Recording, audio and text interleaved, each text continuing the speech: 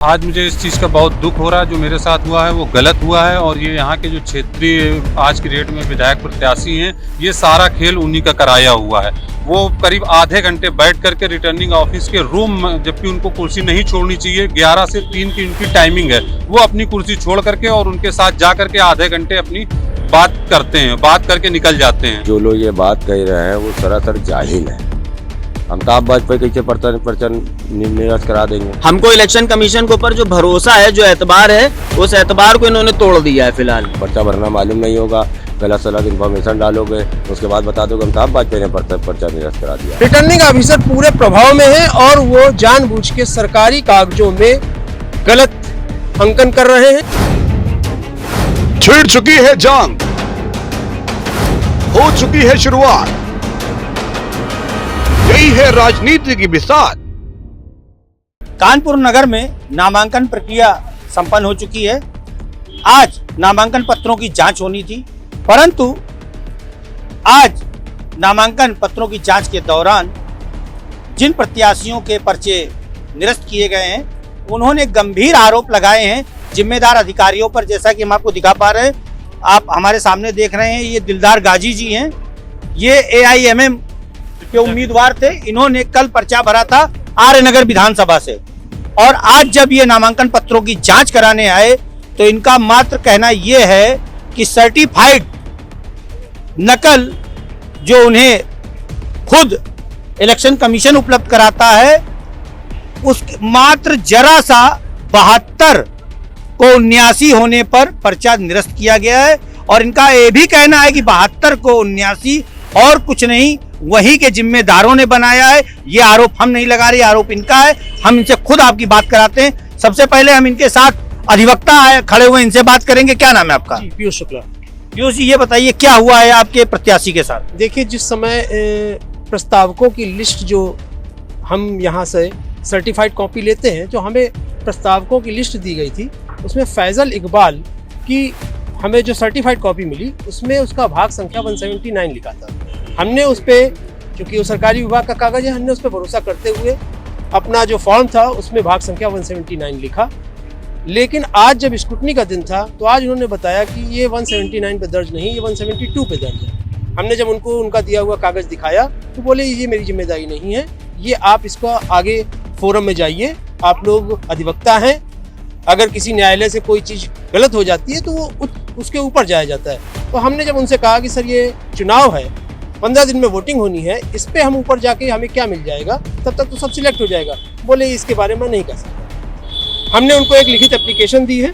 हम कैमरे पर्सन से चाहेंगे एप्लीकेशन को दिखाएं इस पे कैमरे पर। हमने उनको एक लिखित एप्लीकेशन दी और ये हमने 3 बजे से पहले चुनाव आयोग को मेल के जरिए भेज दिया है। और यहाँ पे उनके उच्च अधिकारी, निर्वाचन अधिकारी को भी इसको रिसीव कराई है। दोनों लोगों ने रिसीव की है। रिटर्निंग ऑफिसर ACM 4, जो कि निश्चित रूप से वर्तमान विधायक के प्रभाव में है। कल वर्तमान विधायक, जो नॉमिनेशन का टाइम होता है वो नियत दिन पे 11 से 3 बजे तक का होता है, जिस समय रिटर्निंग ऑफिसर को अपने कुर्सी पे बैठना चाहिए। एक एक चीज की वीडियो रिकॉर्डिंग होती है। लेकिन कल दिन में जिस समय हम पर्चा भर रहे थे,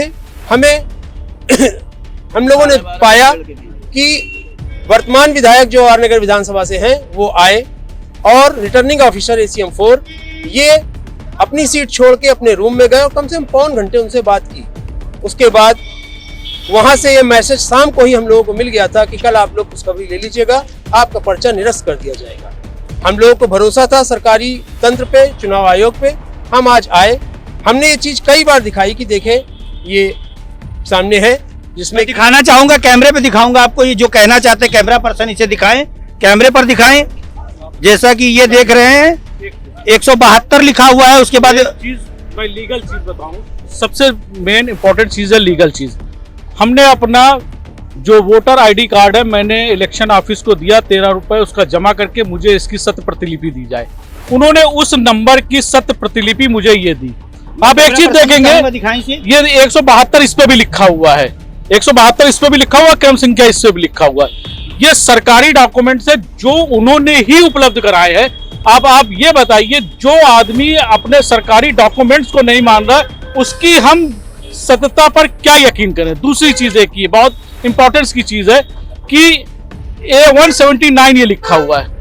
हम कहते हैं कि ये आपने अपने हाथ से किया हो या आपने प्रिंट करके दिया, लेकिन ये सरकारी दस्तावेज है जो आप अपने कंप्यूटर से पहले भी तस्दीक करके आपने हमें ये लिख के दिया कि आपके सारे डॉक्यूमेंट्स, आपकी सारी चीज सही है। क्या वो उस टाइम गलत थे या आज हम इस टाइम गलत है? दो चीज, आज की डेट में तुम बता रहे हो कि कंप्यूटर में मेरे ये चढ़ा हुआ है और कल आपने अपने को ये सत्य प्रतिलिपि दी। कोई भी मुकदमा होता है, मुकदमा डिसाइड होने के बाद जो कॉपी मिलती है, उस कॉपी को जो सत्य प्रतिलिपि होती है उसको ये माना जाता है कि यही मजिस्ट्रेट का आदेश है। इसका मतलब ये आपने जो कागज दिया है ये आप गलत दे रहे हैं या आज जो मेरे साथ क्या गलत किया है, ये फैसला खुद रिटर्निंग अफसर करे। आप गाजी साहब ये बताइए, आज आपको कैसा महसूस हो रहा है? आपके साथ ये हुआ, आप क्या करेंगे? आज मुझे इस चीज़ का बहुत दुख हो रहा है। जो मेरे साथ हुआ है वो गलत हुआ है और ये यहाँ के जो क्षेत्रीय आज की डेट में विधायक प्रत्याशी हैं, ये सारा खेल उन्हीं का कराया हुआ है। वो करीब आधे घंटे बैठ करके रिटर्निंग ऑफिस के रूम, जबकि उनको कुर्सी नहीं छोड़नी चाहिए, 11 से 3 की उनकी टाइमिंग है, वो अपनी कुर्सी छोड़ करके और उनके साथ जा करके आधे घंटे अपनी बात करते हैं, बात करके निकल जाते हैं। इसका कोई प्रमाण है आपके पास? जी, वहाँ पे कैमरे लगे हुए हैं अंदर, उसमें ACM 4 में अंदर कैमरे लगे हुए हैं। वो रिकॉर्डिंग तो आपके पास होगी नहीं? नहीं, रिकॉर्डिंग हमें नहीं मिली है अभी। रिकॉर्डिंग हमें कहाँ मिलेगा? अधिकार में उसको रिकॉर्डिंग मांगेंगे कि आप हमको नीचे फोर्स लगा रखी, हम अपनी बात कहने अधिकारी, संबंधित अधिकारी के पास तक नहीं जा पा रहे हैं, वो कुछ नहीं सुन रहे हैं। उनको खाली एक काम करना है, टोटल ये निष्पक्ष चुनाव को पक्षपात करके कराना चाह रहे हैं। हमको इलेक्शन कमीशन के ऊपर जो भरोसा है, जो एतबार है, उस एतबार को इन्होंने तोड़ दिया है। फिलहाल मैं मीडिया के माध्यम से एक बात और उठाना चाहूंगा कि इस चीज को संज्ञान में ले, कल की CC फुटेज बिल्कुल सुरक्षित करके रखी जाए। आज के दिन की इनकी एक और मैं रिटर्निंग ऑफिसर की चीज दिखाना चाहूंगा। इन्होंने हमको जो हमारा पर्चा निरस्त होने का पहले लेटर दिया, इसमें ये देखें 12:10 का टाइम दिया है। हमने जब इसके विरोध में एप्लीकेशन दी, आपने जो उसका डिस्पोजल लेटर दिया है उसमें देख लें, उसमें हमें मेरा पर्चा निरस्त करने का टाइम 2:27 का दिया हुआ है। ये स्पष्ट रूप से लिखा हुआ है कि ये आज का है। तो रिटर्निंग ऑफिसर पूरे प्रभाव में है और वो जानबूझ के सरकारी कागजों में गलत अंकन कर रहे हैं और दिलदार अली जी का जो संवैधानिक हक है चुनाव लड़ना, उसका वो शोषण कर रहे हैं। जैसा कि आपने देखा, यहाँ पर प्रत्याशी ने प्रमाण दिखाए हैं। हालांकि कौन सही कौन गलत ये हम नहीं कह सकते, ये तो आने वाला वक्त ही बताएगा।